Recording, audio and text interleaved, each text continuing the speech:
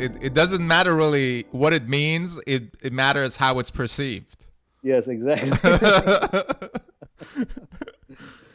All Yeah. right. How you doing with the corona and everything? You guys are locked down. How's the situation Hey, there? you feel comfortable? We just get into right into podcast, right? Record all of this. Sure. Yes. All right, cool. Um, well, with Corona, we're in South Florida, which is a hotspot right now. Oh, really? But it's very difficult to really believe what is true and what is just bullshit in order to remove the Republican governor of Florida. Yeah.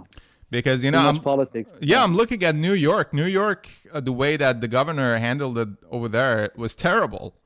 Mm, But his approval rating is like 60+%. yeah. And it's a very strange kind of time that we're living in. Exactly. Yes. I agree. It's this politicizing this whole COVID-19 thing is really really dangerous, and it's hurting so many people, and unfortunately media is not helping. No, they're making money out of it. Yeah, money and with the elections coming up, everybody wants to get the most out of anything. Anything that happens, people instantly politicize everything. You left all of it behind and moved to Sweden altogether, eh? Yeah, I moved here last year. I for a project, for a TV project, and then we got shut down because of COVID-19, and now I'm just waiting to see what happens because traveling back to US is such a became a problem, and our project might be coming back to life, and I'm kind of concerned if I go back to the States, I won't be able back to make it to Sweden. Yeah. So I'm just stuck here. Not a bad place to get stuck in No, I summer. bet. Yeah, I plan to. I'm supposed to be going to a guitar camp in August around Gothenburg. Okay. But then I thought, I might go, and then the border here gets shut down, and then I end up staying in Sweden for who knows how long. And Yeah, that's the thing about this whole situation is that you can't plan for next week. yeah, You really can't plan for your next day because things change so fast and nobody has an answer. Like, are the borders going to be closed for another 2 months, 3 months? So it's not fun, but uh, it's happening all over the world. So how do you see governments taking advantage out of this uncertainty? Because you have a good perspective. You understand the American system. Now you're in Sweden, which is one of the only countries that they didn't have lockdowns and quarantine and all that, supposedly. They yeah, didn't even shut down yeah, the borders. they And didn't at the shut same down. time, you understand the Iranian system. That is a whole different kind of a mess by Yes, itself. yeah, yeah. I actually was following the COVID-19 till 10 days ago very closely in Sweden and comparing it to California because that's where my family is. And Sweden has 10 million population almost, Hmm. and the number of deaths up until 10 days ago that I last checked was the same as California, which has 30 something million population, and California was in complete lockdown, and all businesses were shut down, and that tells you something. That I feel like there's a misconception that, and I don't want to get into politics about this because like I said, this is such a delicate issue, but I feel like America is doing so many more tests per capita compared to Europe and other countries, and that's why the numbers show so much higher. But when you compare it to a country like Sweden, you see that California, with the three times population, actually has less death toll. Right. And so it's all about these how you twist the facts and the numbers, and that's what's happening right now. That's why everybody's so confused. How do you see governments taking advantage out of this confusion and uncertainty? Because obviously, a lot of examples that are being set by China, for example, is being replicated in the West. Mm, So it's not like, the hope was, for example, with respect to China, that, we get them involved in the international community and they'll open up, and seems like we'll end up becoming more like the Chinese system. here in the West and the other way around. And this confusion and uncertainty that people are experiencing right now as a Yeah, result of COVID is a perfect kind of a launch pad for a lot of this totalitarian and surveillance systems that these people couldn't even dream of. I agree. I agree. That's exactly that was my point. Comparing Sweden and California, you see that here they didn't lock down anything. I mean, even though restaurants were open when it all started. I mean, there were some restrictions on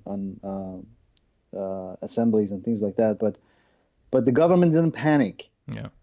and there is a trust between Swedes and their government. You can see that, when the government says, observe, health measures or social distancing, what have you, people don't question that. But you feel that in other countries, there's a mistrust, there's a lack of trust, especially like Iran. Uh, People don't trust the government. That's why nobody takes anything seriously, Yeah. even when it comes to their own health. So you're absolutely right. I mean, it's a very good situation for the governments to impose whatever they want and just label it as it's a health issue or a safety measure, what have you. Yeah, you say rightly not to make it political, but it is very political.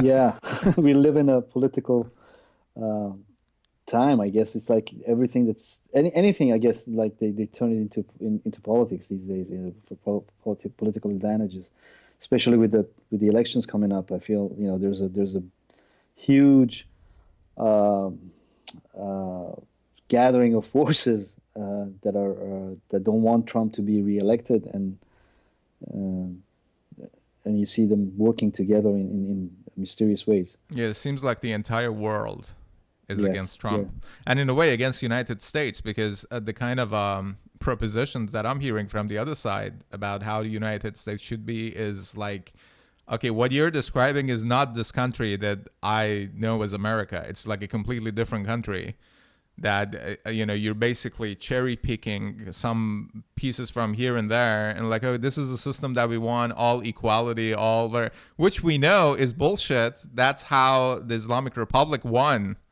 in Iran, by basically this kind of snake oil salesmanship. yeah. And the alliance that you talk about. I just finished reading this book, Answer to History by the Shah. I had a guest a couple of months ago on the podcast, Cyrus A. Parsa. It's a very interesting person, writer, and he recommended this. And he is talking about in an entire chapter about the unholy alliance of red and black, which I keep bringing up to my Western friends, how Islamists and Marxists, they came together during and in the events leading to the revolution. And it was very confusing for everybody, including Shah, that how are these people coming together with different philosophies, but they were against Shah and against the American imperialism, as they put it, that he represented. It seems like a lot of that is kind of repeating itself again. Exactly. I was actually talking to a friend the other day about how is it that the leftists who left Iran after the mass executions in the 80s, they're still defending the Islamic Republic, and the monarchists who were who were toppled because of this alliance that you mentioned, they are asking more questions about the executions in the 80s than the communists who are in London right now. And that's just, it's puzzling that how could you betray your own comrades and forget about who killed them, and they're still fighting Savak and Shah on on social media and whenever they get a chance, and when they come to these TV programs, they still in that mindset, and it's the exactly what you said. It's the imperialism, death to America mandate that they started back in I guess in the 60s, still going on, and they always had the upper hand when it comes to propaganda and media, and that's how they can turn anything into political unrest and just get something out of it for themselves for their own gain, and they don't ever offer any solutions. No solution. It's a movement of destruction. Yes. I'm seeing these statues being toppled down in the United States, which Unbelievable. it really is Yeah. crazy. It is unbelievable. It's not only that one statue comes down, another one will replace it. It's not like there's not going to be any kind of a statue. But my argument was that I could have totally support what they're talking about if they were like, hey, you're using a public space to keep your statue on the ground or erected or whatever. We want to have our statue next to it. All right, go and use the public space, build something bigger and better, and overshadow the Yeah. statue that already is built. But they don't have that capacity. They don't have any interest in building. They just want to destroy, and blame. Like what you're saying, they're not blaming the Islamic Republic regime for the executions done by Islamic Republic regimes against Marxists and communists. It's probably because the United States is against the Islamic regime, and therefore Islamic regime is good. Exactly. That's the argument. That's as childish as it can get, but that's exactly the argument. And the other thing is that they're very good at is that they take history out of its context. Attacking these statues is just crazy, because I understand the deep and the racial tensions that's in the United States, and it's been an ongoing struggle, and it's been something that a lot of people have been talking about throughout the years. There's been so many movements and all of that, but to turn it into something violent and to turn it into something anti-American is really crazy. It's not what it was about. This whole movement. And we can. I mean, I just follow the news, but I see like how many people died and got shot, and were how much damage was done to small business and all of that by people who claim that they're doing this because of social justice, but it just doesn't make sense. Yeah, a lot of them are not even black. No. Yeah, these are like thin, young, white, rich kids, relatively speaking, who are coming from suburbs, Yes. and their entire world is Twitter. Yes. And Marxism has always been more appealing to younger generation, and it's with the excitement and the fuck the system. Yeah, free stuff also, because this seems to be the only revolution that is not by working class. This is actually against working class. Yes. Because it's just really insane, but it's very fitting for I think the times that we're living in. Right. That's absolutely true. It's anti-stability. It's anti-progress. But I don't know. It's crazy times. I'm really, really. Sometimes I really, really get scared when I see these images that I see on Twitter from Seattle and Portland and even Oakland and Seattle, San Francisco. It was just too much. It's like they forgot about why they came out in the first place, and the turns it took, and it turned into this violent, dividing a nation like this. It's just not good. It's scary. Yeah, it is. It is. A lot of people here are just taking whatever they have for granted, basically. It's like, you're born in here and you're a citizen. You don't even have to look anywhere else. And which is true. You can live in the United States without even knowing what's going on outside of this country, and you'll be happy and fine until the end of your life. Yeah. And people don't understand that, it's a privilege to do all of this. But I also see a silver lining in all of this coming to the surface. And these people show exactly who they are, because for many, many, many years, there were a lot of masks in front of these faces. They were like, hey, no, we don't want communism or socialism. We don't want totalitarian control. We just want to protect the kids. And so we're against your guns, for example. But now I see people around me, like, I'm pro Second Amendment. I'm not left or right, but if I want to be categorized, I guess I will fit more towards the right leaning side of politics. But I have people who are never Trumpers, Democrat voters, who are now getting their concealed carry license, and they're getting guns because they see that, hey, it can happen, within seconds. Exactly. And the city can be overwhelmed. So, yeah, it's terrifying for all of this happens in United States, because if the U.S. falls, there's nowhere else to go. I agree. I agree. And to add to that, I feel like media is being unmasked as well. Yeah. And I think the role that the destructive role that the media played in the last, I think 6 7 years, but with what's happening right now, you can see how people are losing their trust in media. There is no in the unbiased media anymore. Well, that's the fact, but there's like no trust between the society and the media, which was supposed to be the uh, one of the pillars of democracy. Um, you see all these polls that they've done in the last 4 or 5 years came out wrong Yeah. because people don't trust them anymore, and that's sad. And I hope that, but that, as you put it, this is unmasking, and hopefully something will come out of it, and media will realize that they had a responsibility, they had a role to play, and they took it just in the wrong direction, and now you get the mess you get. It's also the job of the media that is being redefined too, right? Even the Shah is talking about the effect of media during what he was going through, both inside Iran and outside in the United States.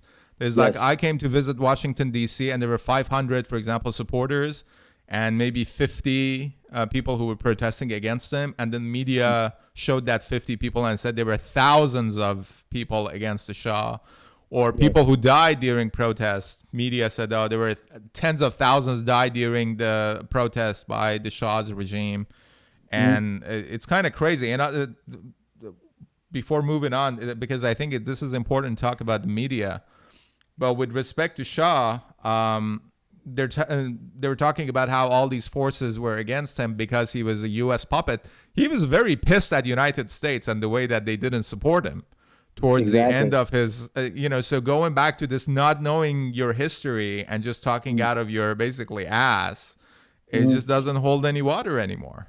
No, no, it doesn't. It doesn't. And I think social media is helping a lot to unmask this propaganda that's wrapped in uh, media. And one thing that I just wanted to add before you move on is that you see how in this uh, dire situation that the Islamic Republic is stuck in, financially, they're still investing as much as they did last year and the year before in on media, and how much they're supporting their minions in American media to just echo whatever Zarif says, and they know how important it is. Like they're willing to cut budget, cut corners elsewhere, but they don't want to give up the fight in propaganda and the media because they know how important it is.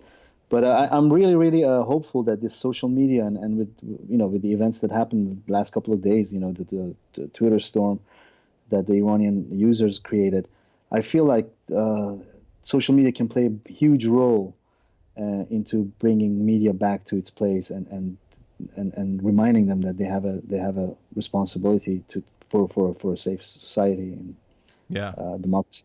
Do you want to talk a little about that Twitter campaign that was against the execution of these three individuals? Yeah, let's do it. Yeah. What's that all about? Because it was, as you said, a Twitter storm. This was yesterday, I believe. Yeah, it started I think 2 days ago, but you and I have a time difference, so Yeah, and yeah, it yeah. started in Iran, and they have a time difference with both of us. Uh, the background is that in November, when people came to street demonstrating because of the gas prices went up overnight, Overnight, right? yeah, tripled, and there were a few thousand people apparently who were arrested, and a lot of them we don't know where they are. We don't know what happened to them. A lot of people are missing. A lot of people are unaccounted for. But these three kids, very young, I think they're in early 20s. They got a death sentence out of the blue, and the two of them actually, I think they escaped the country and they went to Turkey, but Turkey returned them, captured and returned them to Iran. So I think our Turkish government friends, they're kind of responsible too. Hmm. And when I say friend, it's I really don't mean it. Right. But uh, but then just looking at the pictures of these three kids, you can see the innocence in their eyes. These three kids could be anybody's brother or son, and the death sentence for just being in a protest is just too brutal, too extreme. But that's one thing. The other thing is, I think people are fed up. It takes a while. It's like the last straw. It's like the last drop that kind of tilts the balance. And it got to that point. And when government wanted to show muscles and they declared that, okay, the sentence has been issued and these three kids are going to be executed, then it just they didn't expect what was coming for them, because nobody thought that these kids are everybody knew that these kids are innocent and they didn't do anything. One, nobody trusts the government with the allegations they made that they were robbing a bank or they were filming it, because we all know they can make up any story that they want.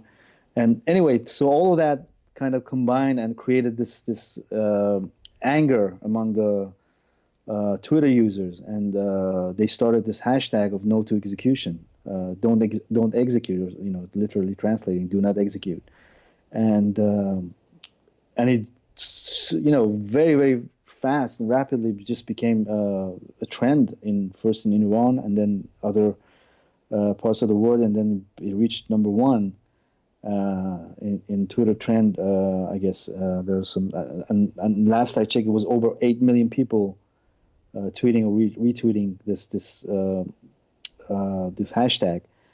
So it put the Islamic regime in a very bad position now.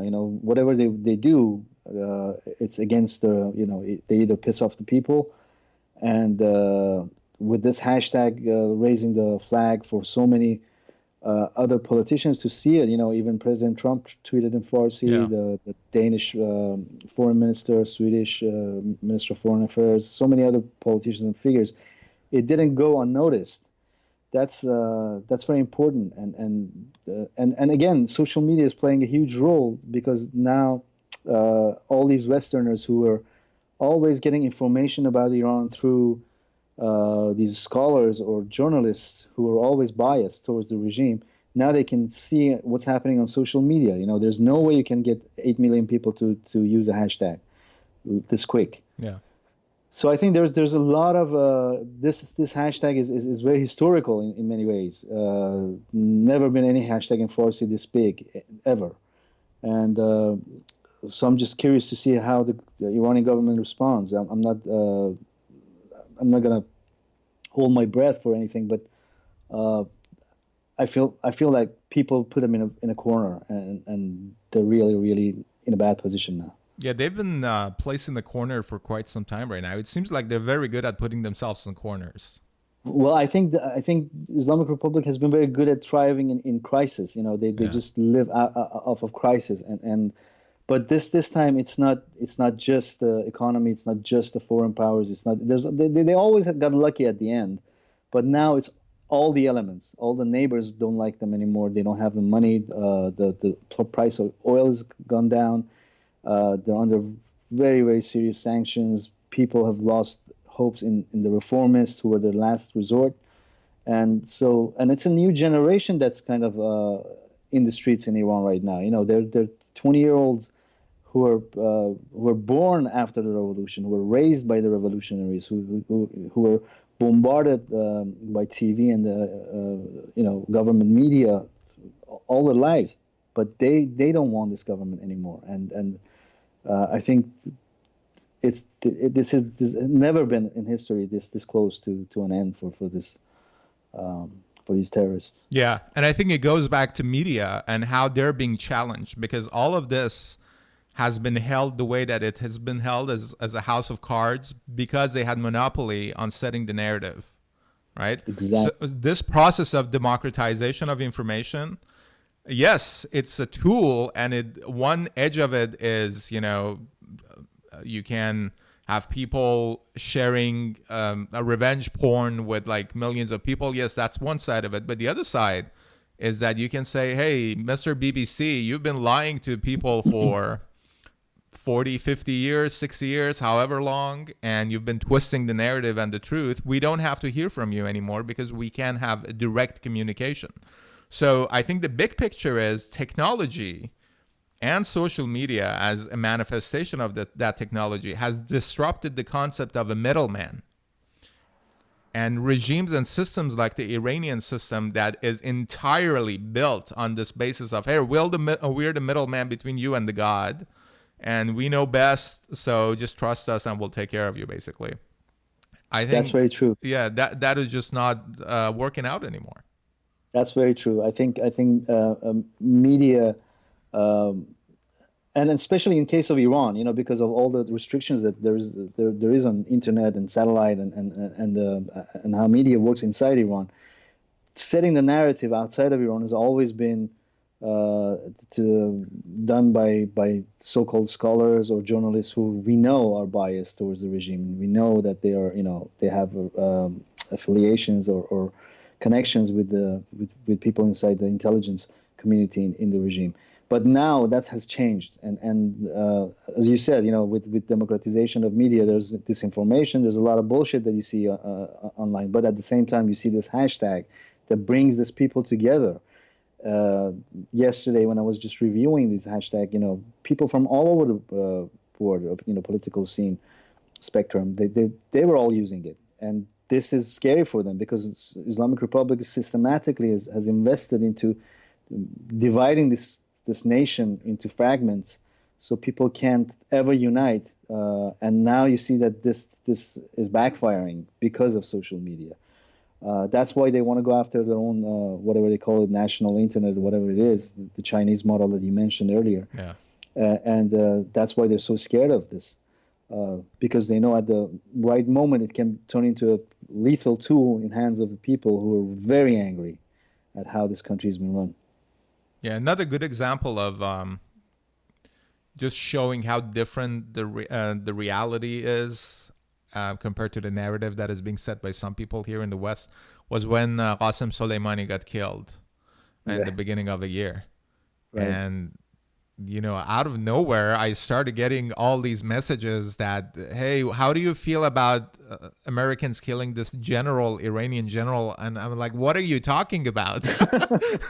Like, I didn't know this guy was a legitimate general. Right. Yeah.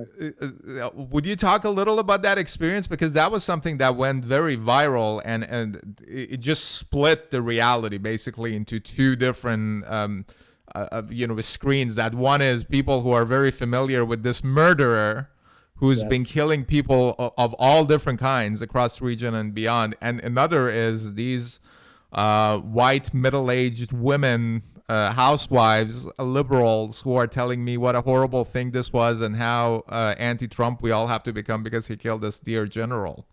Yes, he killed MacArthur. Yeah, exactly. I think I still get that comment when I talk to my friends who are not Iranian. They say, "Oh, well, what do you think about? Do you approve that the U.S. killed your general?" And I have to explain to them that this general that you're talking about, he back in the student uprising, he was one of the people that sent a letter to the then president Khatami and said, we're not going to tolerate this. And he was a hardliner through and through. He was the reason that we see so many people lose their homes and have to leave their home in Syria, in Iraq, and all over Middle East. This guy is a war criminal. All these chemical weapons that were used on civilians in Syria. Over 400,000 people dead. Millions of people displaced. This is just, horrible things that this guy was masterminding throughout, in Lebanon. He's hated everywhere, and including inside Iran. And this show that the government put out and using all their tools that they have, all the propaganda tools that they could use to make him look like this Shiite Che Guevara. Yeah. It just doesn't stick. It's we know who he is, we know what he's done, we know his background, we know what fraction of the Revolutionary Guard he belongs to. We know how he didn't care about Iran, he didn't care about Iranian people. his idea was the Islamic Shiite empire, and he was totally anti anything anything that represents the Western civilization and civilization, I think, in general.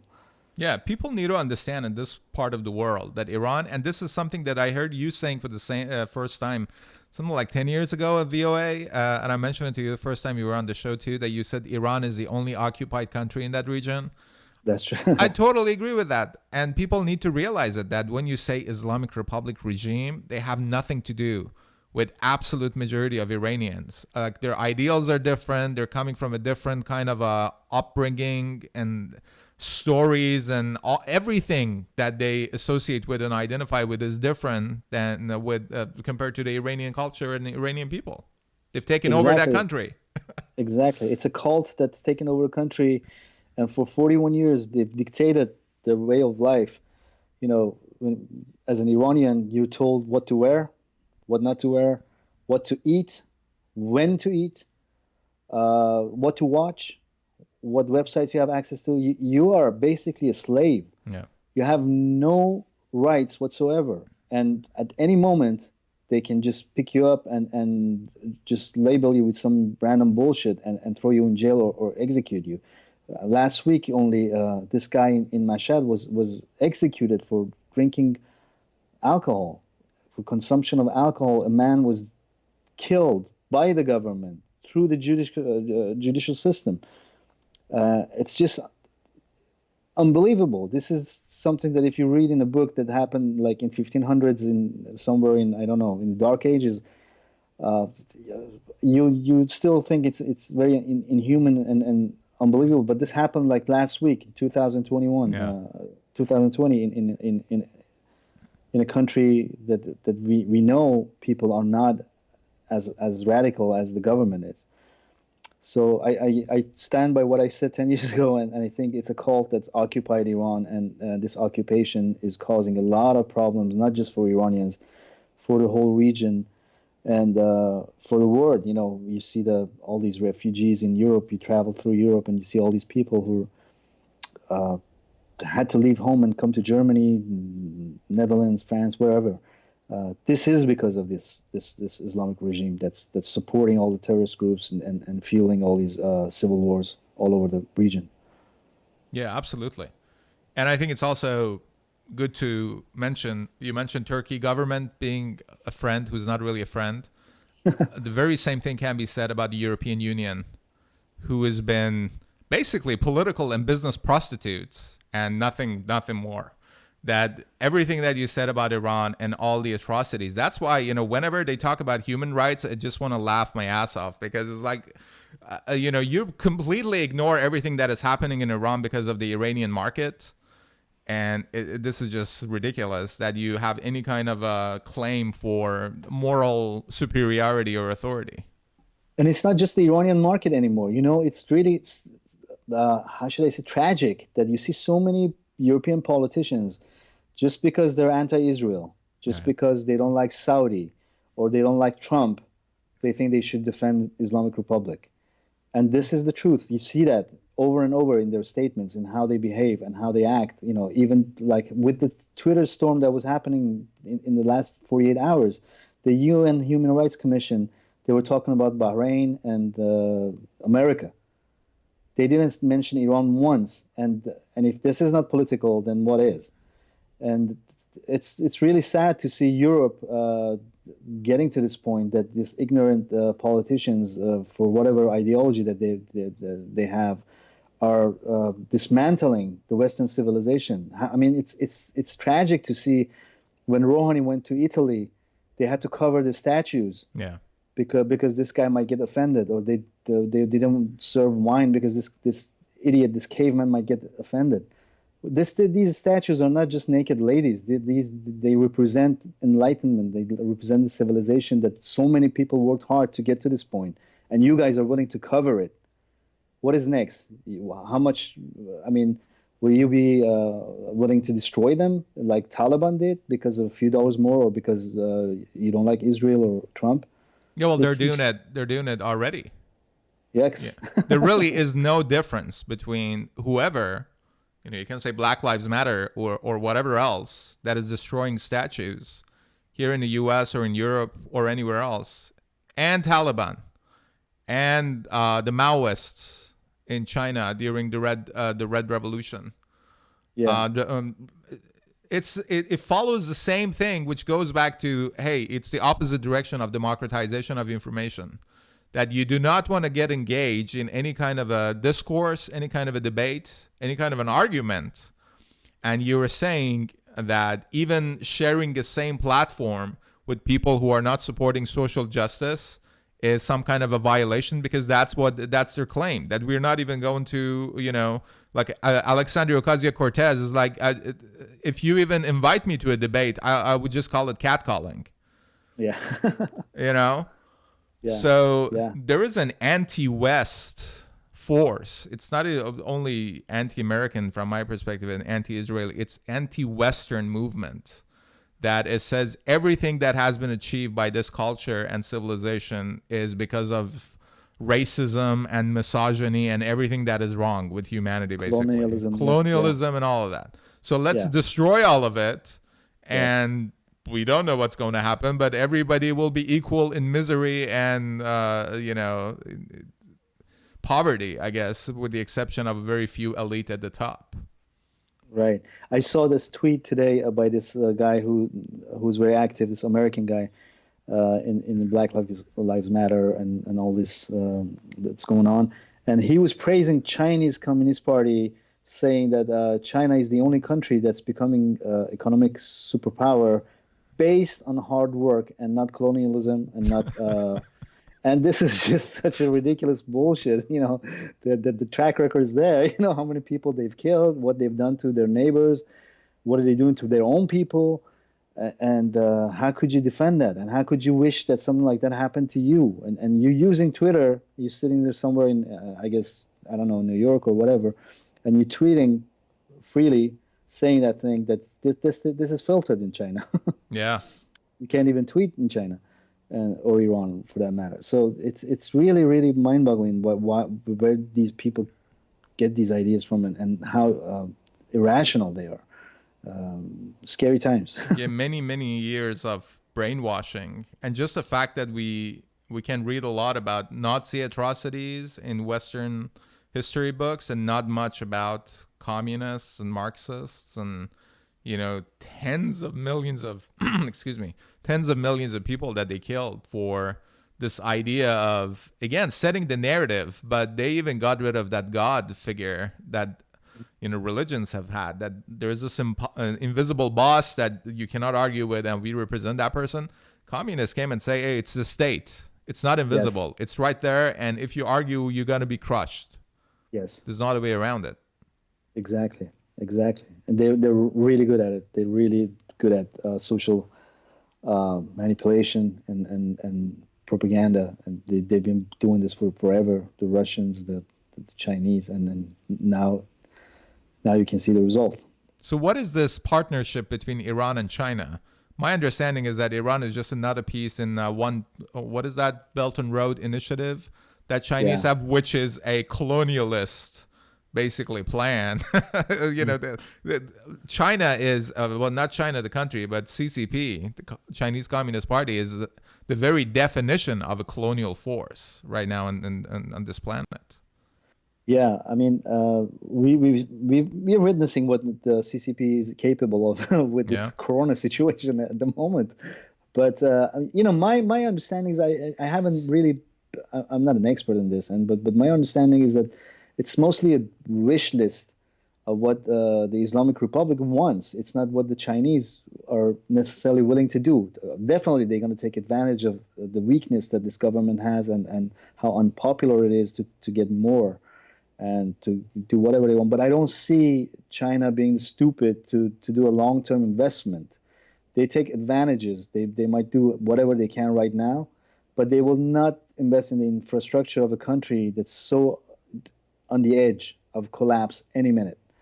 Nobody would do that. And I don't think Islamic Republic is telling the truth, like, as usual, about this treaty. it's basically what they're offering the Chinese, and now the Chinese are just probably in a position to take it or adjust it, or uh, do whatever they want with it. There are so many contracts. I was just reading today actually that there are so many contracts from 2016 that the Chinese neglected, namely the expressway from Tehran to the Caspian, or there were some power plants, or some investment in gas infrastructure, gas and oil infrastructure in Iran. They didn't do that. They didn't deliver, because they were not sure about the future of this government and Yeah. this regime.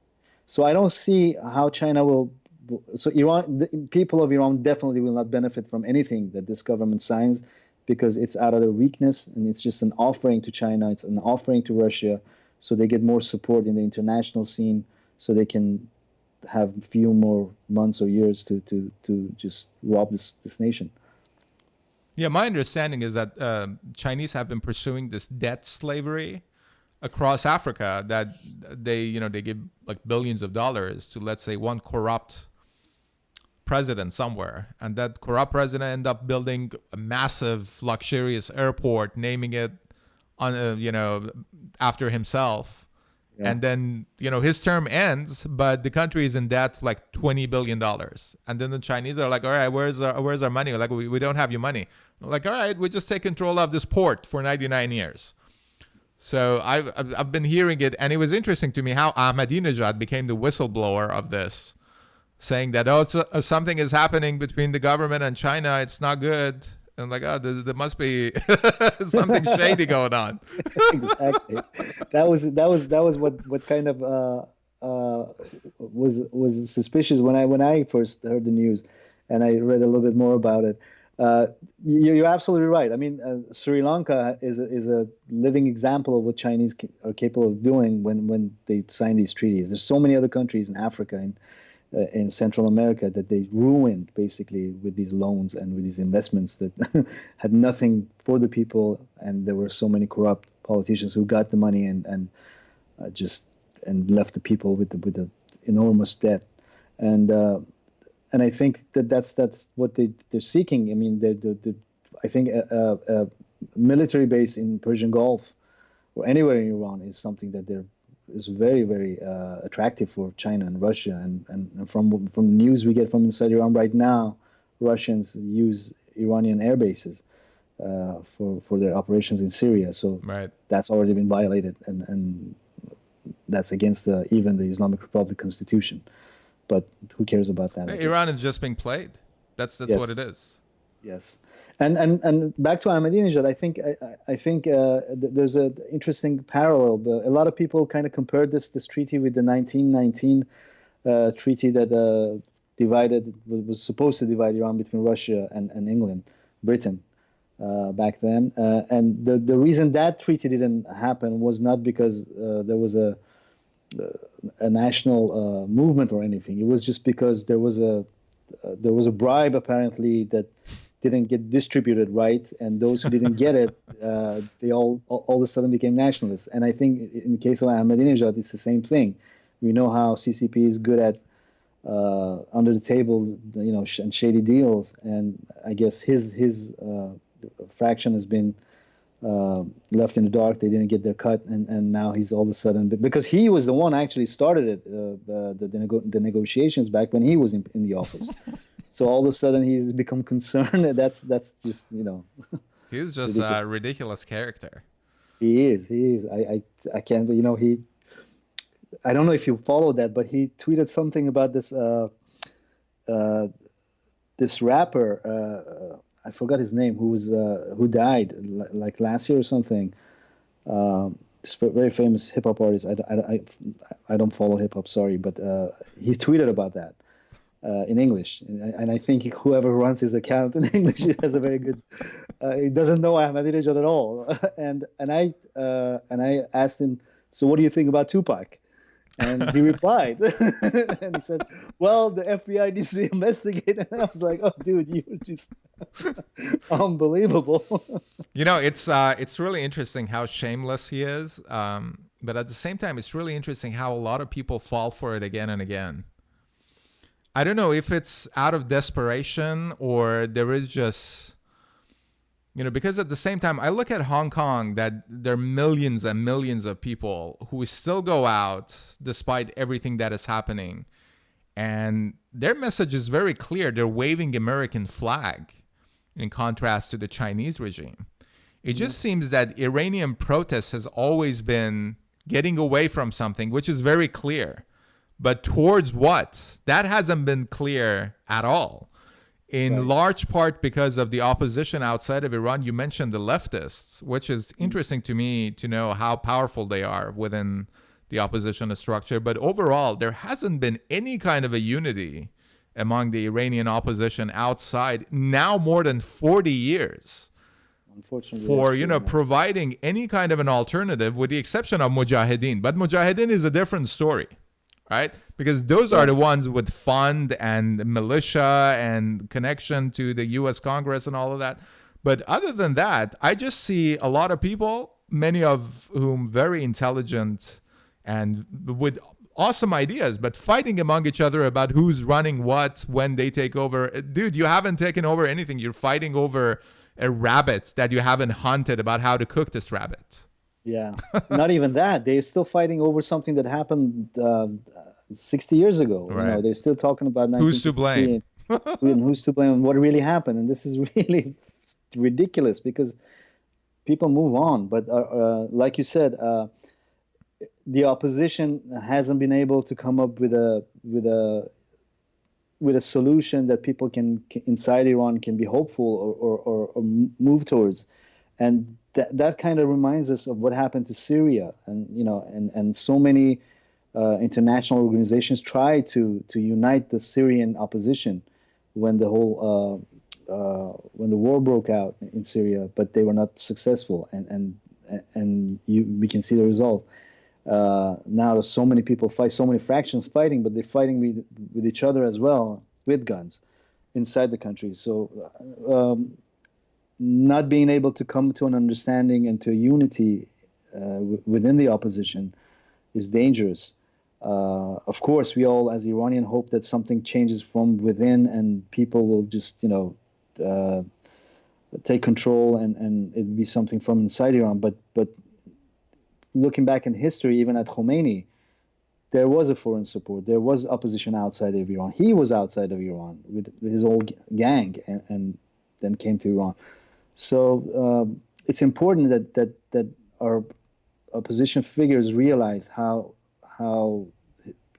critical the timing is and what can go wrong and what can happen if there's not a decent alternative to the implosion or the explosion that everybody is expecting to happen any moment. Do you have any hope for anything unified to be created now when it couldn't be created for more than 40 years? I do, and I'm usually, I'm not usually very optimistic about anything, but there is something about the Iranian identity that I've witnessed. I was actually talking to a friend this morning. I remember I was a kid when during the Iran-Iraq War, and then the day that Khorramshahr was taken back by the Iranian forces.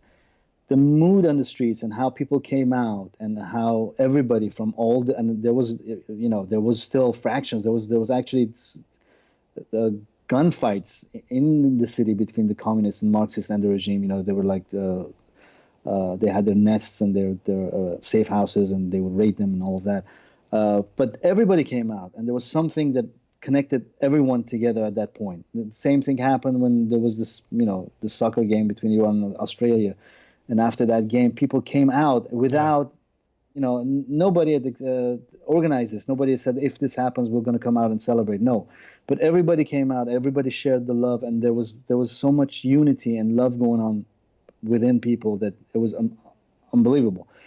And with the hashtag that happened yesterday, you could feel that love again. There's a fire underneath that's still burning.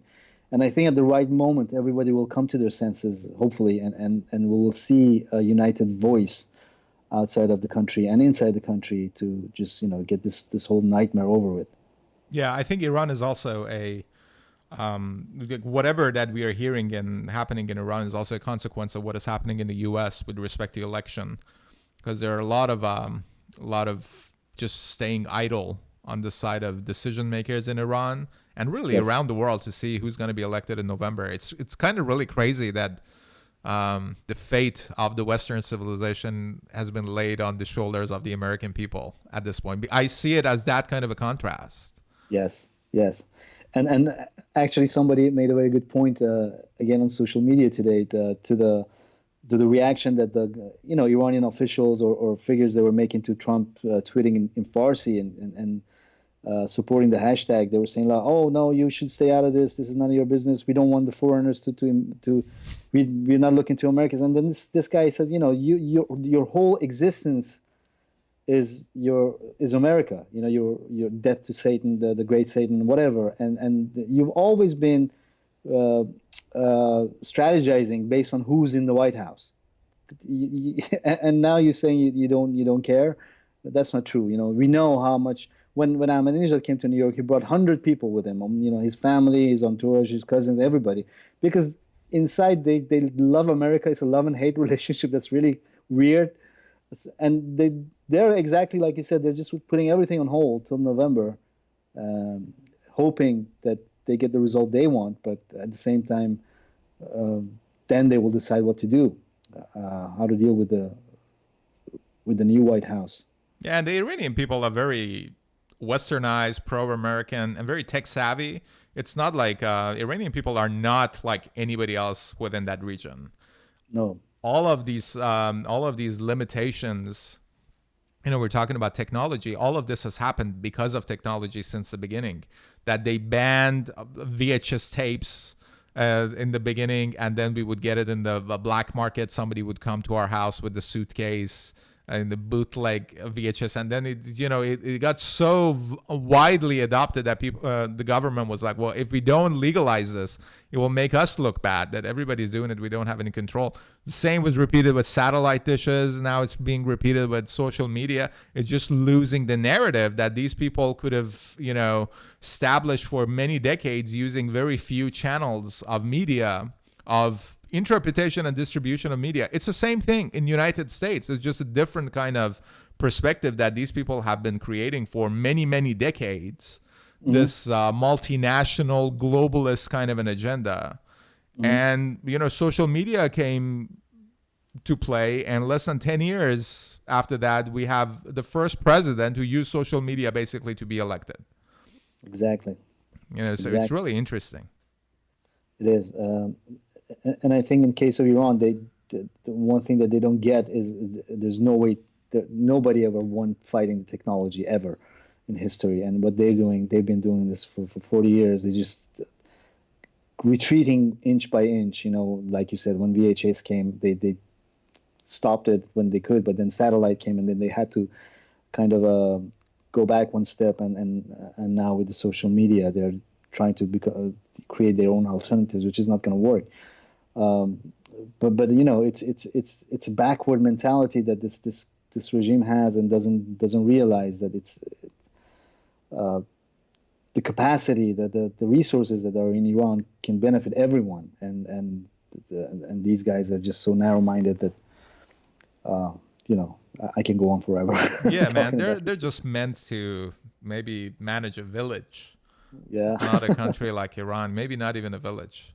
No, not even a village. Would you want to talk a little about Voice of America, because they changed the head of Voice of America? It's a very Trumpian kind of a person now, and for many years, you were at Voice of America at the Persian department. I was, yes.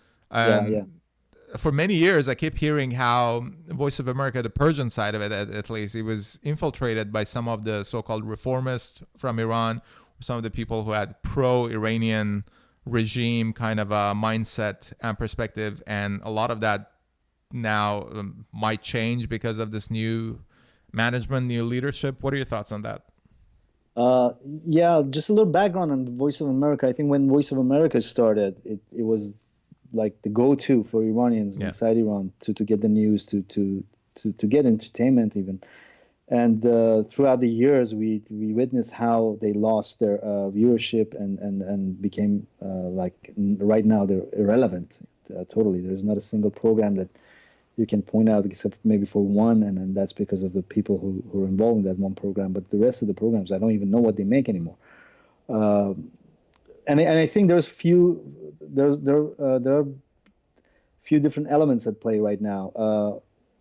One thing about Voice of America, I think back when I started working there, it was probably the largest population of Iranians working in one organization outside of Iran. There were like 200 Iranians in that building.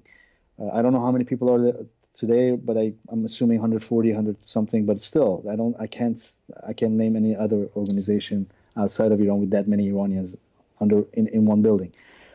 So managing that is difficult because all of these Iranians who come there, they have their own agenda. They represent a different political group. So that was a trick. When I was there, I made the joke with friends that anybody who can run Voice of America should be elected to be the president of Iran because there's Yeah. so much conflicts going on all the time. But like all other media, the editorial and all other Farsi media, I guess, the editorial is very much influenced by the narrative set by the reformists, and that was one of the reasons. The other reason is, the bureaucracy in Voice of America and how it's managed because of the structure, and it's not something that anybody can fix like this in a. There's no quick fix to it, I guess. It's how it was structured, how Congress and State Department both have a say in how to run this. Always creates problems, especially when you have a Congress that's belongs to one party, and then you have the State Department belonging to another party. So there are always conflicts, and the slow process of the U.S. government and making decisions and being on top of the events that also doesn't help. I think it's a good change that after 3 or 4 years they realized they have to replace the management there, and they were able to do it finally. But it's too late, and for Voice of America, especially the Persian service, to become relevant again and have increase its viewership and have a say in the Iranian TV competition with other networks. I think they need to come up with solutions that are quick, like outsourcing. Like bringing in, and this COVID-19 thing changed TV forever, I guess. Yeah. You've seen so many programs, they changed their formats and how it became more, how people and viewers became more engaged, and you see them more on the screen. So things like that, I think, are important for the new management to consider, and how quick the events are happening inside Iran. That's another thing. The last thing that's very important is that most of the people in that organization and I think are out of touch with the new generation that's driving force inside Iran. They don't speak the same language anymore. They don't understand the music they listen to, the lingo, the movies they like, the way they dress, and all of the things that a 20-year-old in streets of Tehran, Shiraz, wherever is doing. They're not very familiar with it because they've been preserved in the structure that's very, very rigid to adapt to change. So I hope we see some changes soon, because it's really, really a waste of resources, and it's a pity that there's such huge organization who can be really influential with what's happening inside Iran, and it's just not doing anything, and it's Yeah, and a lot of money. dead. A lot of money too, yeah. Yeah. Well, we'll see. I mean, things are changing so rapidly that you're very right about the slow movement of the U.S. government. And I think this is another revelation of this COVID, especially with Chinese government on the other side of the equation. We criticize, obviously, the CCP, but there are also merits in the centralized structure of authority, that you make a decision about what is the problem to begin with and then come up with a solution without going through any kind of a lawyer-like debate that is going on within the U.S. Congress on a daily basis, really. Yeah, and in case of VOA, I think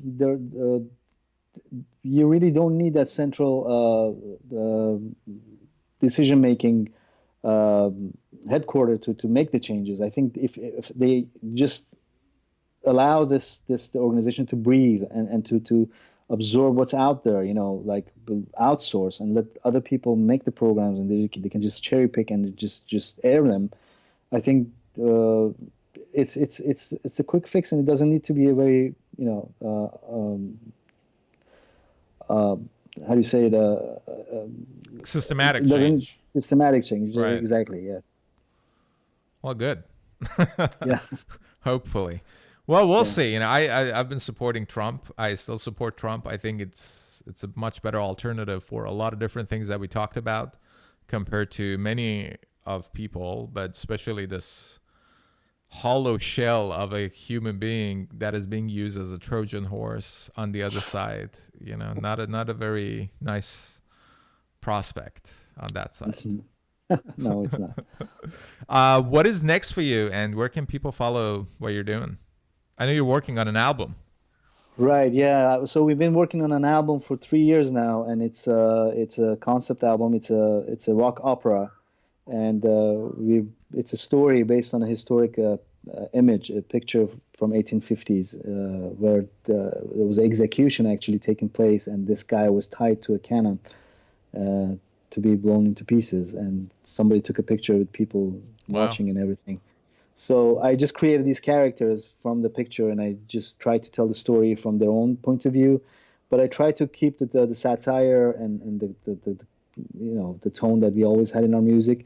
So it became a comedy tragedy kind of a mixture, and now we're creating an animation. It's a almost an hour long animation with music videos and things like that to tie this story together, and so that's what we're working on, and I'm hoping that by the end of the summer it will be out. And of course, I don't see any time for us to be able to tour, but we'll try to just distribute it through digital venues, channels, and see what happens next year. Excellent. That cannon execution photo is from Iran? It is, yes, yeah. Where Did I from send it to Iran? you? No. So actually, there are three pictures of not the same incident, but this type of execution, which I understand came from India, and how the British used to uh, make Wow. an example of rebels, Indian rebels, and I guess that's how it came to Iran in 1850s. But this particular picture, I think, from what I've read, and it's not confirmed, and I don't don't count on it as a historic fact, but I think it comes from Shiraz, and I think the guy is a Baha'i. Oh. So there's one image that's definitely from Tehran. I'm not using that one, but this one I think is from Shiraz, and there's another one that's an aerial view of a like a square and shows a similar incident. But these are three different photos. Then and I've only seen these three so far.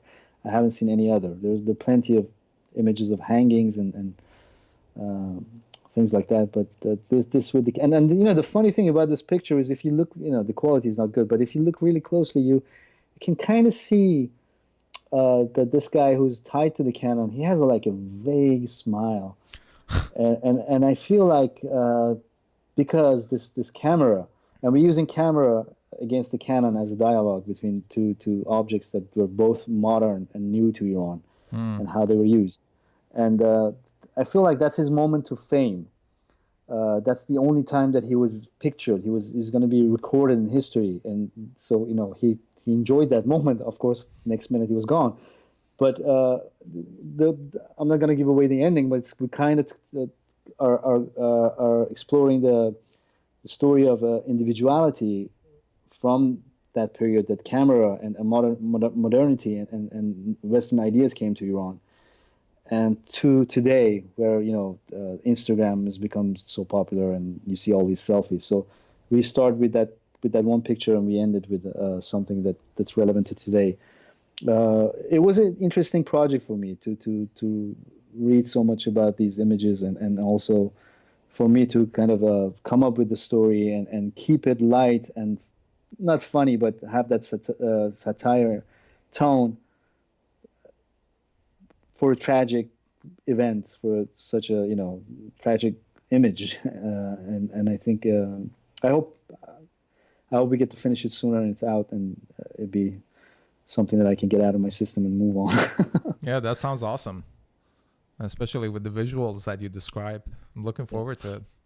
Thank Yeah, you. but Persians have had always a very interesting and dark imagination with respect to making example out of their criminals. I remember reading about this device that looked like a cow, and they had built it, I believe, with brass. Now this is like hundreds of years ago in Iran, and they would put the person who they wanted to execute inside of this brass structure and start heating it up, and that the sound that would come out of that would be like similar to a cow or something, which was, you know, the sound of this person being burned inside, and that was being used also as making an example out of someone who they were executing. And all the way to, I remember, I believe it was the second grade of high school or the first, that my usual pathway that I used to take a cab to get to Dehvanek, No. go to Danishmand High School. Okay. That was blocked. And I was like, what's happening? And they said that there is a public hanging to a square up on the street. And the amount of people who were there, and I was there at like 7:15 a.m. or something like that. And I realized people show up at like 4:35 to get a good spot so they can like take photos and stuff. That's why, you know, I've always thought of Iran that, yes, the government is horrible, the regime is horrible, but there is also something to be said about the culture and the people who allowed this government and system to stay on for 40 plus years, and the people who go to get the front line of the execution just so they get a good picture or something.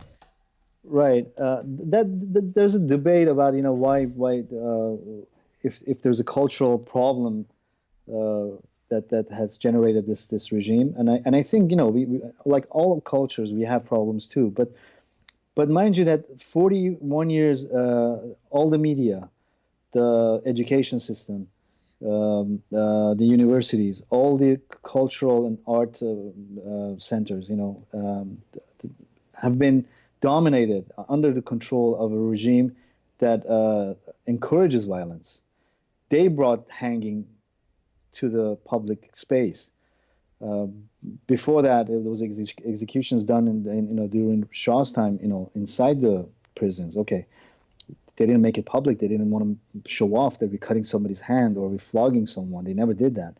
But this government is promoting public hanging and using violence as a means of communication. So as an Iranian who's born and raised in Iran, has never seen anything outside of Iran, you can imagine, you know, being brainwashed for 41 years. You kind of think this is a reality, and you have to go and watch this, and you have to. I'm not saying they enjoy it, but that's the happening. And this is a regime that doesn't allow women to sing in public, that doesn't show musical instruments on TV, but shows a hanging or flogging, makes it a public event. So that also, you know, where does the culture come from? It's education. It's all these different institutions that have to work together to create that culture, and all of them have been destroyed by the Islamic regime. So you can't really expect Iranians to behave like all of them. I don't know, like a Western country when it No, comes to absolutely something. not. And I didn't say that only with respect to the regime.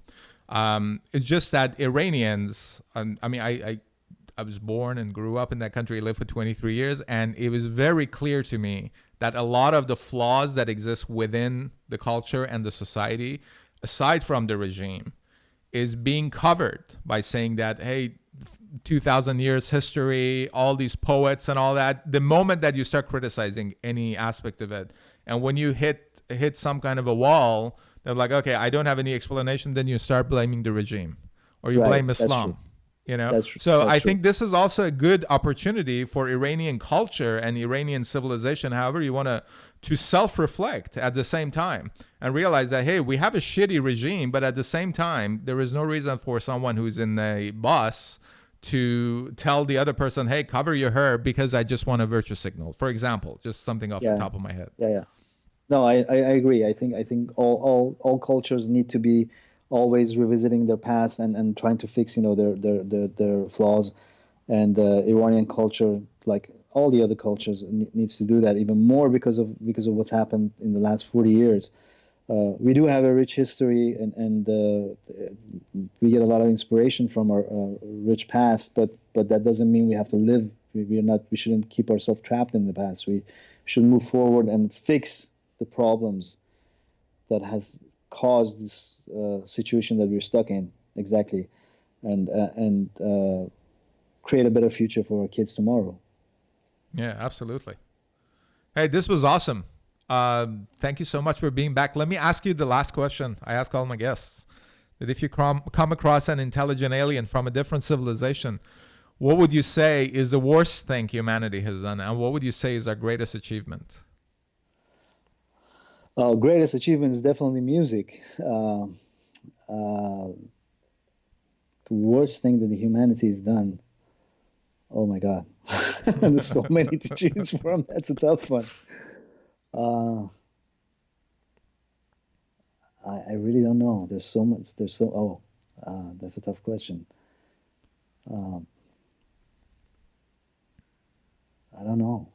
I really don't know. I mean, I know violence is not good, killing is not good, war is not good, but there's so many other things that kind of um, uh, I don't know. Maybe Can I leave it there? maybe the worst thing we've achieved is that there's no end to our to us being worse. That's a very, yeah, that's exactly. There's no end to it. Yeah.